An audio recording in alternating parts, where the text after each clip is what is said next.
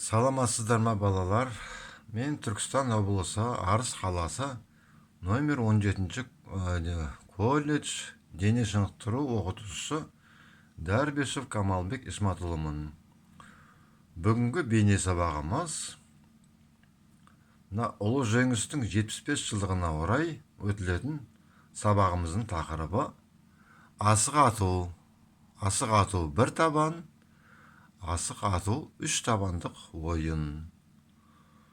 Балалар, бүгінгі біздің сабағымыздың мақсаты балаларды жылдамдыққа, шапшаңдыққа, қырағылыққа баулу, ойынға қызығушылығымызды арттыру. Асықтардың атаулары алшы, асықтың тәйке қарама-қарсы жағы, яғни алшы тұруы. Тәйке деген жағы асықтың алшыға қарама-қарсы жағы. Бүге, асықтың дөңес жағының жоғары қарап тұруы, түсуі. Шіге, асықтың қуыс жағының жоғары қарап түсуі. Омпы, асықтың ашасы немесе мұртша жағы жоғары қарап түсуі немесе тік тұрып қалуы. Шоңқай, асықтың омпаға қарсы жағымен тік түсуі. Асық ойыны денсаулыққа пайдасы зор. Асық ойыны түгелдей қозғалыста болады бала. Баланың 12 мүшесі, бұлшық еттері толық қозғалысқа түседі. Асықтың атып ойнайтын түрі үнемі қимыл қозғалысты қажет ететіндіктен денені қыздырып, бойдағы қан айналымын жақсартады. Және де асық ойыны баланың миын шынықтырады.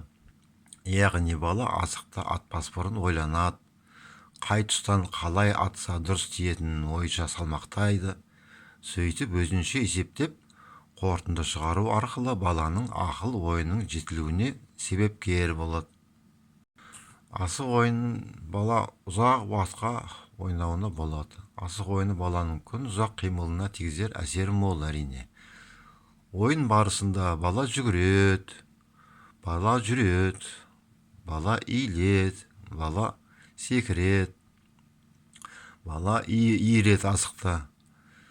Көздеп тигізу деген қимылдарды жасайды. Асық иірудің өз атаулары бар. Оның екі түрі бар. Оңқай, солақай. Яғни оң қолдық, сол қолмен ататындар. Мына суретте асықтың 4 жайы бейнеленген: алшы, тауа, бүк, шік. Мына бейне суретте асық ойыншылары өзінің кезегін анықтайды. Ол үшін екі ойыншы бір мезетте асығын жиып жерге тастайды. Егер алшы болса, бірінші атады, тауа болса, екінші атады. Сол секілді өзінің кезектерін анықтап, ойынды бастайды. Келесі суретімізде шеңбердің ортасындағы асық тігу сызығы тұр. Осы сызыққа асығымызды тігеміз. Сөйтіп өз кезегімен ойынды бастаймыз. Балалар, біз келесі бөлімге өтеміз. Негізгі бөлімге өтпес бұрын біз дайындық бөліміне мән беруіміз керек. Асық ойнау үшін біз денемізді қыздыруымыз қажет. Жалпы денені қыздыру жаттығуларын жасауымыз қажет. Балалар, бірінші жаттығу. Қолымызды белге қоямыз. Аяғымыз иық тұсында. Мойнымыздан бастаймыз. 1, 2, 3, 4. 1, 2, 3, 4. Келесі жаттығу. Бастап қалыпта. Келесі жаттығу. Оң қолымызды көтереміз жоғары. Сол қолымыз төменде болады. Артқа қарай. 1, 2, 3, 4, 1, жаттығу. Қолымызды кеуде тұсына қоямыз. Артқа қарай 1, 2, бұрылып 3, 4 жазып. 1, 2, 3, 4, 1, 2, 3, 4, 1, 2, 3, 4. Келесі жаттығу. Қолымызды иығымызға қоямыз. Алдыға қарай 4 рет. 3, 4, 1, 2, 3, 4. Келесі жаттығу. Сол қолымызды белімізге, оң қолымызды жоғары көтереміз. Солға қарай 1, 2, 3, 4, 1, 2, 3, 4, 1, 2, 3, 4. Келесі жаттығу.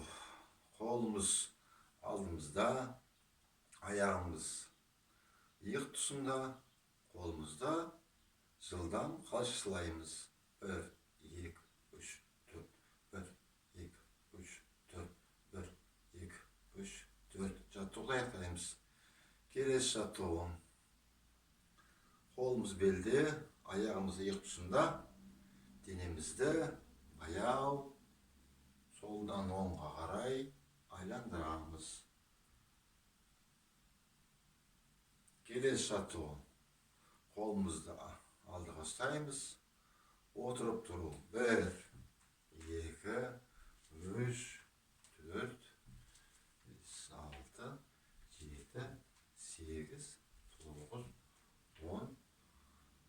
Жаттығуды аяқтаймыз. Келесі жаттығу. Қолымызды жоғары көтеріп, артқа иілеміз. 2, иіліп, төменге қарай, еденге қарай қолымызды түсіреміз. 3, осы қалыпта отырамыз. 4, бастап қалыпқа келеміз. Келесі жаттығу. Бір орында секіру. Оң аяқпен 12, сол аяқпен 12, қос аяқпен 12. 1, 2, 3, 4, 1, 2, 3, 4, 1, 2, 3, 4. Жай баяу жүреміз. Тыныс алу жаттығуларын істейміз.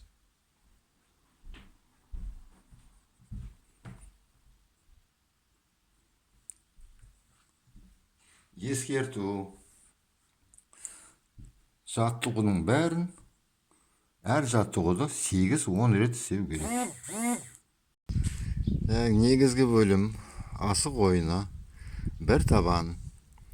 Асықты атуымыз үшін бірінші біз кезегімізді анықтап алуымыз керек. Ол үшін 2 сақа жерге тастайды.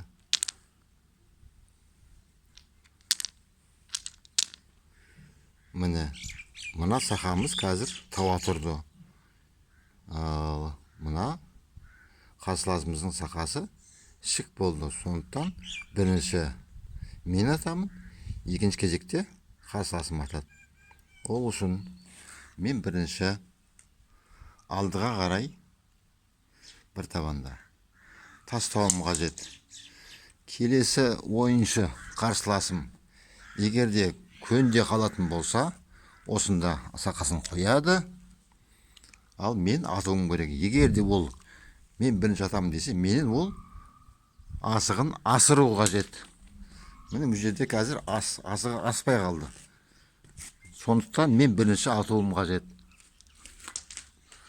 Менікі тимеді. Келесі ойыншы қарсыласым асықты дәлдеп ату қажет. Міне бір кентайды ұшырды. Ол қарсыласымның меншігінде. Келесі асықты атып бәрін алуға құқы бар.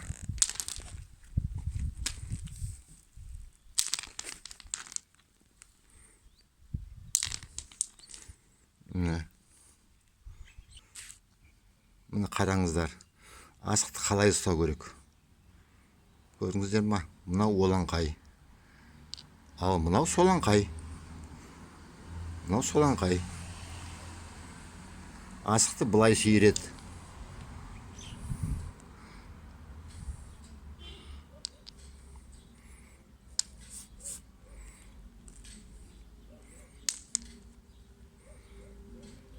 мына атым атқанда шиіріп атуымыз қажет. Сонда асығымыз алысқа ұшады.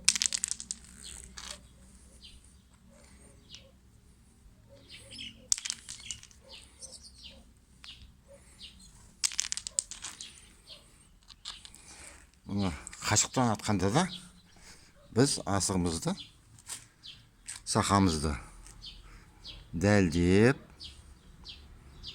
атуымыз қажет. Мына қазір біздің ойнаған ойынымыз бір табан.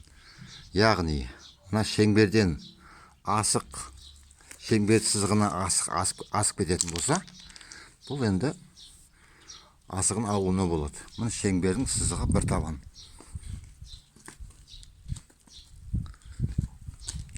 Келесі ойынымыз үш табан. Үш табан ойынында бір табандағыдай кезегімізді бастаймыз. Мына бірінші кетеді. Бұл бірінші кезегін алған ойыншы алыстан шиіру керек. Алыстан жерге. Егер де жердегі күсіп алысы немесе тауға тұратын болса, міне осы жерде қалады. Осы жерде қалады. Ол тұрмады.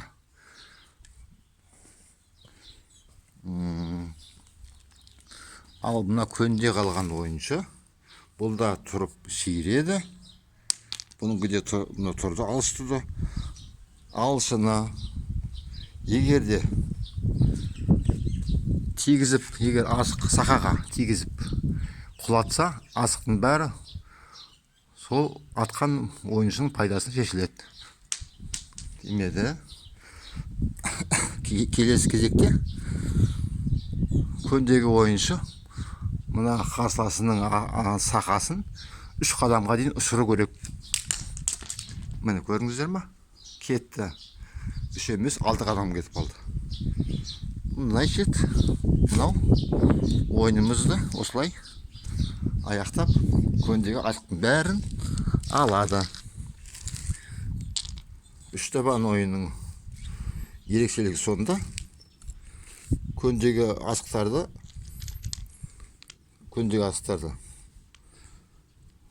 бір табандағындай атып алмайды.